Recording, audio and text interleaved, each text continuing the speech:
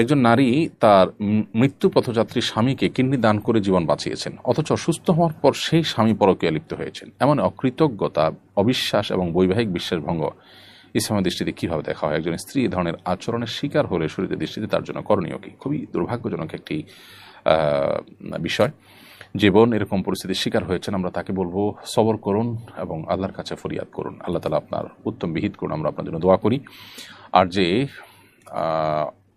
আপনার যে অকৃতজ্ঞ এবং যে পাষাণ স্বামী এ ধরনের কর্মকাণ্ড করেছে, যেই স্ত্রী নিজের জীবন বাজি রেখে স্বামীর জীবনকে রক্ষা করেছেন, সেই স্ত্রীর প্রতি ভালোবাসা, শ্রদ্ধা সারা জীবন যেখানে নিবেদন করা দরকার, সেটা না করে তিনি পরকীয়া লিপ্ত হয়ে রীতিমতো নিজে সবচাইতে অকৃতজ্ঞ মানুষের পরিচয় তিনি দিয়েছেন। আল্লাহ তাআলা অকৃতজ্ঞদেরকে কঠিন শাস্তির কথা কিন্তু ঘোষণা দিয়েছেন কোরআনে কারিমে। আর পরকীয়া এমনিতে আল্লাহর জমিনের সবচেয়ে জঘন্য অপরাধগুলোর মধ্যে থেকে একটি, যে অপরাধের সবচেয়ে কঠোর শাস্তির কথা বলেছে ইসলামী জীবন দর্শন বা ইসলামের বিধিবিধান, এটি তার একটি। অতএব ইসলামের দণ্ডবিধিতে সবচেয়ে জঘন্য শাস্তি কথা রয়েছে যে অপরাধের কারণে সেই অপরাধে তিনি লিপ্ত হয়েছেন।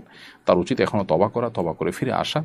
এই নারী, তার স্ত্রী যিনি তার নিজের কিডনি দিয়ে স্বামীর জীবন বাঁচিয়েছেন, তার বদদোয়াই তাকে ধ্বংস করে দিতে পারে। সাময়িক সে হয়তো আনন্দ ফুর্তির মধ্যে আছে, কিন্তু অচিরেই তাকে স্পর্শ করবে তার এই কর্মের করুণ পরিণতি। আমরা আশা করব তার সম্বিত ফিরে আসবে। আর বোনকে বলবো, আপনি ধৈর্য ধারণ করুন। পৃথিবীতে কেউ কাউকে আসলে ঠকাতে পারে না, যে ঠকায় সে নিজেই ঠকে যায়। আল্লাহর কাছে আপনি কড়ায় গণ্ডায় সবকিছু বুঝে পাবেন।